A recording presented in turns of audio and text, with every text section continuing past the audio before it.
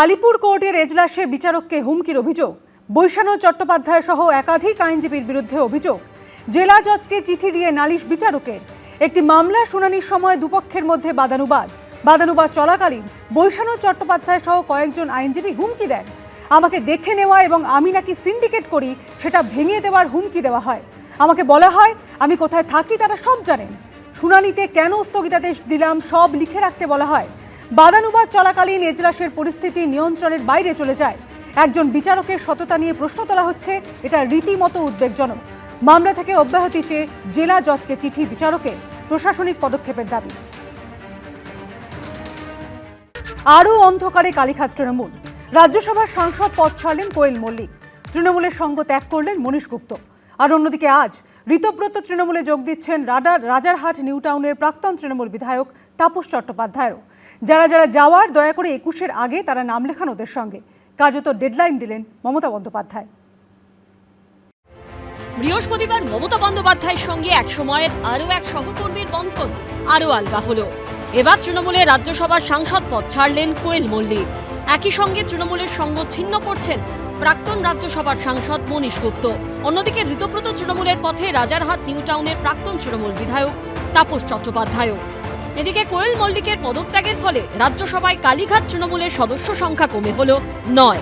প্রথমে 3 জন, সুখেন্দু শেখর রায়, সুস্মিতা দেব ও প্রকাশজিৎ বড়াই। আর এবার ইস্তফা দিলেন কোয়েল মল্লিক। আর সবচেয়ে তাৎপর্যপূর্ণ বিষয় হলো তৃণমূলের সাংসদ পদ থেকে ইস্তফা দিয়ে মোদী সরকারের হেভিওয়েট মন্ত্রী এবং নরেন্দ্র মোদী ও অমিত শাহের বিশ্বস্ত সহযোগী ভূপেন্দ্র যাদবের বাড়িতে পৌঁছে গেলেন রঞ্জিত মল্লিকের মেয়ে কোয়েল মল্লিক। একে একে নিবিছে দেউটি 3 জন রেজিগনেশন দিয়েছিলেন। কোয়েল মল্লিক তিনি রেজিগনেশন দিলেন। আরো কে রেজিগনেশন দেবে, মানে আকাশে বাতাসে কান পাতলে অনেক কথা শোনা যাচ্ছে, কিন্তু যখন হবে তখন বোঝা যাবে। মমতা বন্দ্যোপাধ্যায়ের সঙ্গ ছাড়ার পর এক একজন যেন এক এক রকম পন্থা অবলম্বন করছেন। বিধায়ক এবং অন্যান্য নেতা নেত্রীদের অনেকে সরাসরি ঋতব্রত তৃণমূলে যোগ দিচ্ছেন।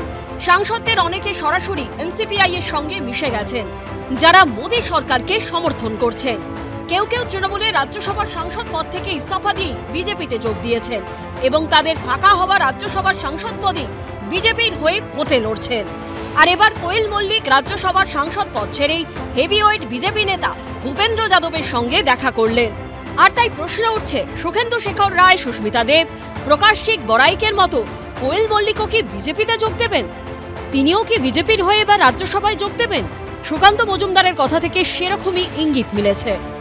কোয়েল মল্লিক আগে থেকেই প্ল্যান করেছিলেন যে তৃণমূলে তিনি থাকবেন না, আগামী দিনে তিনি আবার রাজ্যসভায় পৌঁছবেন, যেরকম বাকি 3 জন সাংসদের সঙ্গে হয়েছে। বিজেপির শক্তি রাজ্যসভাতে আরো বাড়ছে। অন্যদিকে তৃণমূলের সঙ্গে সম্পর্ক ছিন্ন করলেন প্রাক্তন রাজ্যসভার সাংসদ মনীশ গুপ্ত। আমি তো বাদ, আমাদের রিপ্লেস করে দিয়েছে, আমি তো পার্টি ছেড়েই দিয়েছি। এই আবহে ঋতব্রত তৃণমূলের পথে রাজারহাট নিউ টাউনের প্রাক্তন তৃণমূল বিধায়ক তাপস চট্টোপাধ্যায়ও। শুক্রবার ঋতব্রত তৃণমূলে যোগ দেবেন বলে জানিয়েছেন তিনি। যদিও রাজনৈতিক অস্তিত্ব রক্ষার এই লড়াইয়ের মধ্যেও শক্ত চোয়াল দেখানোর মরিয়া চেষ্টা করছেন মমতা বন্দ্যোপাধ্যায়। আমি কিন্তু ভয় পাচ্ছি না। যারা যাবার দয়া করে 21-এর আগে তারা নাম লেখান ওদের সাথে। কিন্তু কোনোদিন ভাববেন না দলটাকে কলঙ্কিত করে আপনারা নিজেদের সম্মানিত করছেন। আসলে উনি কি বলছেন সেটাই সোনার খনি, বাঘ, এই যে নানান ধরনের কথাবার্তা, বা মদন মিত্র কোনো পথ ছিল না, একটার সঙ্গে আরেকটার কোনো মিল নেই, মানে কোহেরেন্স নেই ইংরেজিতে যাকে বলে, এরকম ধরনের কথাবার্তা আসছে। সব মিলিয়ে কালীঘাট তৃণমূলের ভাঙন থামার কোনো লক্ষণ নেই। বিজেন্দ্র সিংহ, কৃষ্ণেন্দু অধিকারী ও সুকান্ত মুখোপাধ্যায়ের রিপোর্ট, এবিপি আনন্দ। তৃণমূলের রাজ্যসভার সাংসদ পদ ছাড়লেন কোয়েল মল্লিক। তাৎপর্যপূর্ণভাবে এদিনই মোদী সরকারের হেভিওয়েট মন্ত্রী এবং এ রাজ্যে বিজেপির কেন্দ্রীয় পর্যবেক্ষক ভূপেন্দ্র যাদবের সঙ্গে গিয়ে দেখা করলেন তিনি। আর এসবের মধ্যে তৃণমূলের রাজ্যসভার আরও এক সাংসদও ইস্তফা দিতে পারেন বলে জল্পনা চলছে। 1988 সালে একটি হিন্দি সিনেমা রিলিজ করেছিল তেজাব। এই বলিউডি ছবির একটি গান মারাত্মক হিট হয়েছিল 1, 2, 3। কালীঘাট তৃণমূল থেকে যেভাবে নেতা নেত্রীরা হঠাৎ হঠাৎ হঠাৎ করে অন্য শিবিরে যোগ দিচ্ছেন, তাতে এই গানের সংখ্যা গোনার লিরিক্সও পিছিয়ে পড়ছে। বৃহস্পতিবার তৃণমূলের রাজ্যসভার সাংসদ পদ ছাড়লেন কোয়েল মল্লিক। এরই মধ্যে এবার ঋতব্রত তৃণমূলের পথে রাজারহাট নিউ টাউনের প্রাক্তন তৃণমূল বিধায়ক তাপস চট্টোপাধ্যায়ও। শুক্রবার ঋতব্রত তৃণমূলে যোগ দেবেন বলে জানিয়েছেন তিনি। ভাঙন তো আগেই শুরু হয়েছিল, আর এবার 21শে জুলাইয়ের আগে সেই ভাঙন আরও তীব্রতর হলো। রাজনৈতিকভাবে আরও নিঃস্ব হলেন মমতা বন্দ্যোপাধ্যায় এবং অভিষেক বন্দ্যোপাধ্যায়রা। এর আগে তৃণমূলে রাজ্যসভার সাংসদ পদে ইস্তফা দেওয়ার পর গত 9 জুলাই বিজেপিতে যোগ দিয়ে রাজ্যসভায় যাচ্ছেন সুখেন্দু শেখর রায়, সুস্মিতা দেব এবং প্রকাশচিক বড়াই। এই দুদিন পর 11ই জুলাই মমতা বন্দ্যোপাধ্যায়ের সঙ্গ ছেড়ে ঋতব্রত তৃণমূলে যোগ দিয়েছেন অনুব্রত মণ্ডল। 21শে জুলাইয়ের ঠিক আগে বুধবার ঋতব্রত তৃণমূলের শিবিরে গেছেন মদন মিত্র। আর এবার তৃণমূলের রাজ্যসভার সাংসদ পদ ছাড়লেন কোয়েল মল্লিক। আমি আপনাদের জ্ঞাতার্থে বলি, উনি আগেই ইমেল পাঠিয়েছিলেন এবং থ্যাঙ্কস টু হার যে আজকে উনি ফিজিক্যালি জমা দিতে গেছেন। 13 থেকে কমে তৃণমূলের রাজ্যসভার সদস্য সংখ্যা হল 9। সুখেন্দু শেখর রায়, সুস্মিতা দেব এবং প্রকাশচিক বড়াইকের পর এবার তৃণমূলের রাজ্যসভার সাংসদ পদ ছাড়লেন কোয়েল মল্লিকও। বিদেশ থেকে ফেরার পরে বৃহস্পতিবার রাজ্যসভার চেয়ারম্যান সিপি রাধাকৃষ্ণনের সঙ্গে দেখা করে ইস্তফা দেন তিনি। কোয়েল মল্লিক তো সরাসরি কোনোদিন রাজনীতি করেননি, পলিটিক্সে ল্যাটারাল এন্ট্রি হয়েছিল। উনিও তৃণমূল ছাড়ছেন, অর্থাৎ তৃণমূলের ছত্রছায়ায় কেউ থাকতে চাইছে না। তৃণমূল নির্মূল, আমি এটুকুনি বলতে পারি। তৃণমূল শেষ। আর যারা মানে তৃণমূলের জামার বদলে অন্যরকম জামা পরছেন, তাদেরও মানুষ আবার অন্যভাবে দেখছে। কেউই খুব একটা ভালোভাবে নিচ্ছে না। এবার প্রত্যেকেরই তো অতীত জানা। তাৎপর্যপূর্ণভাবে এদিনই মোদী সরকারের হেভিওয়েট মন্ত্রী এবং এ রাজ্যে বিজেপির কেন্দ্রীয় পর্যবেক্ষক ভূপেন্দ্র যাদবের সঙ্গে গিয়ে দেখা করেন কোয়েল মল্লিক। এখানেই প্রশ্ন উঠছে, তৃণমূলের রাজ্যসভার সাংসদ পদে ইস্তফা দেওয়ার পর এখন কি করবেন কোয়েল মল্লিক? বিজেপিতে যোগ দেবেন? সুখেন্দু শেখর রায়, সুস্মিতা দেব, প্রকাশচিক বড়াইকদের মতো তিনিও বিজেপির হয়ে রাজ্যসভায় যাবেন? সেরকমই ইঙ্গিত দিয়েছেন সুকান্ত মজুমদার। কোয়েল মল্লিক আগে থেকেই প্ল্যান করেছিলেন উনি যে তৃণমূলে তিনি থাকবেন না। আগামী দিনে তিনি ইস্তফা দিয়েছেন, আগামী দিনে তিনি আবার রাজ্যসভায় পৌঁছবেন, যেরকম বাকি 3 জন সাংসদের সঙ্গে হয়েছে। বিজেপির শক্তি রাজ্যসভাতে আরো বাড়ছে। বিধানসভা ভোটের আগে রঞ্জিত মল্লিকের বাড়িতে গেছিলেন অভিষেক বন্দ্যোপাধ্যায়। প্রণাম করে তার হাতে তুলে দিয়েছিলেন তৃণমূলের উন্নয়নের পাঁচালী। আর এরপরই কোয়েল মল্লিককে রাজ্যসভায় পাঠায় তৃণমূল। তারপর 3 মাস কাটতে না কাটতেই এদিন ইস্তফা দিলেন কোয়েল।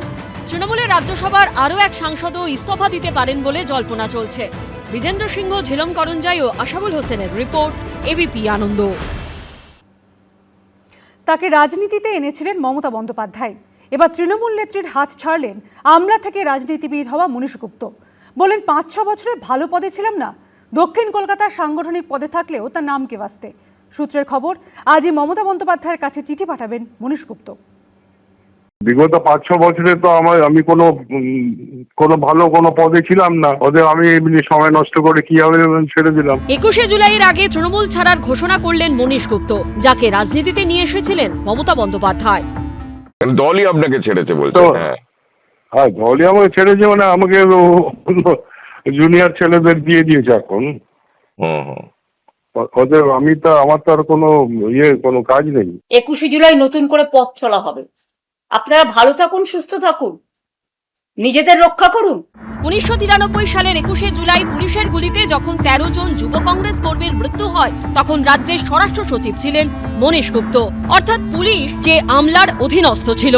মমতা বন্দ্যোপাধ্যায় সবসময় 21শে জুলাই পুলিশের গুলি চালানোর সমালোচনা করতেন, কিন্তু সেই তিনি 2011 সালে প্রাক্তন স্বরাষ্ট্র সচিব মনীশ গুপ্তকে তৃণমূল প্রার্থী করেন। বুদ্ধদেব ভট্টাচার্যের বিপরীতে যাদবপুর কেন্দ্র থেকে তৃণমূলের প্রার্থী হন মনীশ গুপ্ত।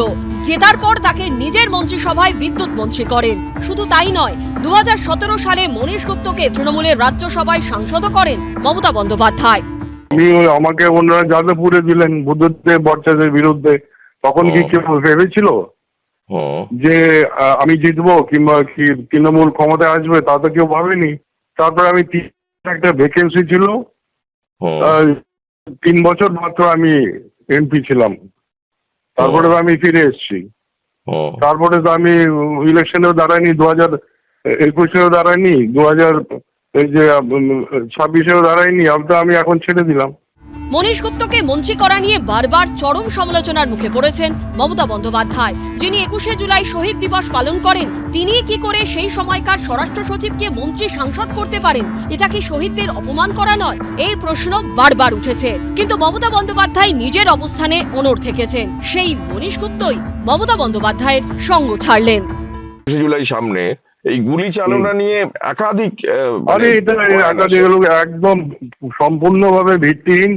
কোন স্বরাষ্ট্র সচিব কখনো রাইটার্সে বসে গুলি চালান না, এটা অবান্তর কথা। স্বরাষ্ট্র সচিব কি করে তার জন্য দায়ী হতে পারে? লালবাজার থেকে তো আর কন্ট্রোল হয়, সেটা তো আর রাইটার্স বিল্ডিং থেকে কন্ট্রোল হয় না। মনীশ গুপ্ত তৃণমূলে কেন গেছিলেন সেটা মমতা ব্যানার্জি বলতে পারবেন।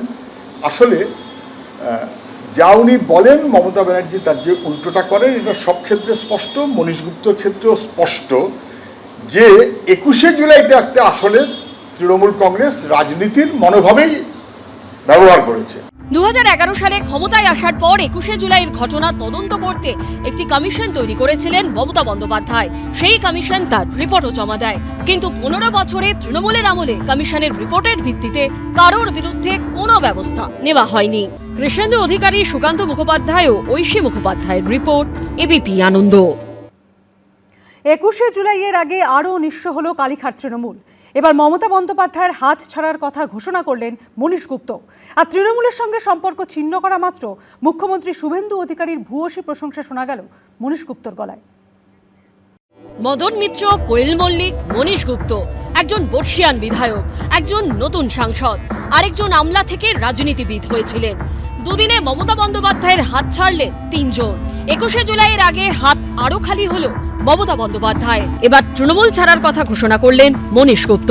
মনীশবাবু, আপনি তৃণমূলের সঙ্গে সম্পর্ক কি ছেড়ে দিলেন? আমি তো তৃণমূলের সঙ্গে নেই, আমি কোনো পলিটিক্যাল পার্টির সঙ্গে নেই, আমি রাজনীতি ছেড়ে দিয়েছি। তো আপনি তো সাংগঠনিক পদে এতদিন ছিলেন, ধরুন দক্ষিণ কলকাতা, সাউথ ক্যালকাটার চেয়ারম্যান ছিলাম, সেটা একটা মানকো আসতে আর কি। আমার তো কোনো অবদান ছিল না ওদের, আমি এমনি সময় নষ্ট করে কি হবে ছেড়ে দিলাম। মমতা বন্দ্যোপাধ্যায় যখন রাজনৈতিক অস্তিত্বের সংকটে ভুগছেন, তখন তৃণমূল ছাড়ার কথা ঘোষণা করলেন মনীশ গুপ্ত। প্রথমে বিধায়ক, তারপর তৃণমূল সরকারের বিদ্যুৎ মন্ত্রী, তারপর তাকে রাজ্যসভায় পাঠান মমতা বন্দ্যোপাধ্যায়। অনুরোধ করে বলবো, প্লিজ 21শে জুলাইয়ের আগে যার যা সিদ্ধান্ত নেয়া, যারা যারা বাঁচতে চান জীবনে লোটা কম্বল নিয়ে, তারা দয়া করে যেখানে ইচ্ছে যান বিজেপির কথা শুনে। মাইকেল মধুসূদন দত্ত লিখেছিলেন যে একে একে নিবিছে দেউটি, যে দমবন্ধকর পরিবেশ ছিল। কে কি রাজনীতি করবেন সেটা তার ব্যাপার, কিন্তু দমবন্ধকর যে পরিবেশ ছিল তা নিয়ে তো সন্দেহ নেই। স্বাভাবিকভাবে দেউটি নিভছে, দেউটি নেবারই কথা। তৃণমূলের সঙ্গে সম্পর্ক ছিন্ন করা মাত্র মুখ্যমন্ত্রী শুভেন্দু অধিকারীর ভূয়সী প্রশংসা শোনা গেছে মনীশ গুপ্তর গলায়। আমাদের যে নতুন মুখ্যমন্ত্রী এসেছেন, উনি তো দক্ষ প্রশাসক এবং উনি জনপ্রিয় নেতা। উনি নিশ্চয়ই বাংলাকে অনেক উঁচু শিখায় নিয়ে যেতে পারবেন। আমার সমর্থন আছে ওনার প্রতি, মুখ্যমন্ত্রীর প্রতি। হ্যাঁ, নিশ্চয়ই। 2 মাসের যে পারফরমেন্স মুখ্যমন্ত্রী, খুব মানে নতুন উদ্দীপনা এবং আরো সুন্দরভাবে প্রশাসনটাকে উনি সাজাচ্ছেন। তারপরে অর্থনৈতিক দিকে যেভাবে ইন্ডাস্ট্রি আনা, ওটার প্রচেষ্টা চলছে। অনেকগুলো পদক্ষেপ নিয়েছেন, আমার মনে হয় তাতে অনেক উন্নতি হবে বাংলায়। ধরেই বেঁকে রাখতে বলেছিল, ছাড়তেই বা কে বললো? এগুলো নিয়ে মানুষের কোনো উৎসাহ নেই। সূত্রের খবর, শুক্রবারই মমতা বন্দ্যোপাধ্যায়ের কাছে চিঠি পাঠাবে মনীশ গুপ্ত। কৃষ্ণেন্দু অধিকারী, ঝিলম করঞ্জাই ও সুকান্ত মুখোপাধ্যায়ের রিপোর্ট, এবিপি আনন্দ। কেউ বলছেন মদন মিত্র সঙ্গে আছেন, আবার মমতা বন্দ্যোপাধ্যায়ের সঙ্গেও আছেন। কেউ আবার অভিষেক বন্দ্যোপাধ্যায়ের বিরুদ্ধে ক্ষোভ উগরে দিচ্ছেন। কামারহাটির বিধায়ক মদন মিত্র শিবির বদল করতেই জল মাপছেন উত্তর 24 পরগনার নেতারা। 21শে জুলাইয়ের আগে আরও নিঃসঙ্গ মমতা বন্দ্যোপাধ্যায়। রাজ্যসভার সাংসদ পদ ছাড়লেন কোয়েল মল্লিক। হাত ছাড়ার ঘোষণা করলেন প্রাক্তন বিদ্যুৎ মন্ত্রী মনীশ গুপ্ত। যুব কংগ্রেস থেকে যাঁর সঙ্গে সম্পর্ক, সেই মদন মিত্র যোগ দিয়েছেন ঋতব্রত তৃণমূলে। কামারহাটি বিধায়ক মদন মিত্র শিবির বদল করেছেন। এই পরিস্থিতিতে জল মাপছেন উত্তর 24 পরগনার ছোট বড় মাঝারি নেতারা। আমরা মমতা ব্যানার্জিকে দেখেই লড়াই করেছি সবাই। এখন এর এই পরিস্থিতিতে দাঁড়িয়ে উনি কেন ঋতব্রত তৃণমূল বা ইয়েতে গেছেন, এটা সম্পূর্ণভাবে ওনার ব্যক্তিগত ব্যাপার, এই ব্যাপারে সম্পূর্ণ বলা আমার পক্ষে সম্ভব না। পরিস্থিতি অনুযায়ী সিদ্ধান্ত নিতে হবে, এক্ষুনি বলা মুশকিল। মমতাপন্থী তো আমরা এখনো আছি। মঙ্গলবার পুরনিয়োগ দুর্নীতি মামলায় মদন মিত্রের স্ত্রী এবং 2 ছেলেকে নোটিশ দেয় ইডি। পরের দিনই ঋতব্রত বন্দ্যোপাধ্যায়কে পাশে বসিয়ে শিবির বদলের ঘোষণা করেন কামারহাটির বিধায়ক। এই পুরনিয়োগ দুর্নীতি মামলাতেই একাধিকবার ইডির মুখোমুখি হতে হয়েছে কামারহাটি পুরসভার প্রাক্তন চেয়ারম্যান গোপাল সাহাকে। মদনদা পরে আমি মমতাদির সঙ্গে 1993 সাল থেকে কাজ করছি। মদনদা এসছেন 2011-তে। এখন আমরা সব বড় হয়েছি, ছোট নেই। যার মনে যা চায় সে করবে। সেক্ষেত্রে আমি যদি কখনো কিছু করি অনেক 5 বার ভাবব যে কে আমাকে বড় করলো। ভোটে ভরাডুবির পর তৃণমূলের একের পর এক নেতা, প্রাক্তন মন্ত্রী, বিধায়ক নিশানা করেছেন অভিষেক বন্দ্যোপাধ্যায়কে। তাকে নিয়ে ক্ষোভ উত্তর 24 পরগনার স্থানীয় নেতাদের মধ্যেও। আমরা মমতা বন্দ্যোপাধ্যায়ের সঙ্গে যেমন আছি তেমন মদন মিত্রের সঙ্গেও আছি।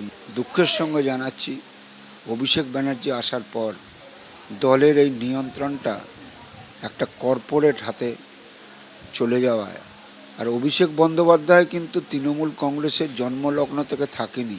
দলে অভিষেক বন্দ্যোপাধ্যায় যে স্টাইলে দল পরিচালনা করছিল সেটা কিন্তু সাধারণ মানুষ ঠিক চোখে দেখেনি। তৃণমূলের মধ্যেই শিবির যুদ্ধ নিয়ে কটাক্ষ ছুড়ে দিয়েছে বিজেপি। পোশাকের রং বদলানোর জন্য এই নির্বাচনে মানুষ ভোট দেয়নি। মানুষ ভোট দিয়েছেন পোশাকের ভিতরের মানুষটাকে পরিবর্তন করার জন্য। একটা গুজব বলতে পারেন বা একটা চর্চা বলতে পারেন রাজনৈতিক মহলে চলছে, গ্রেপ্তার হওয়ার থেকে বাঁচার জন্য কেউ কেউ কোনো শিবিরে যোগ দিচ্ছেন।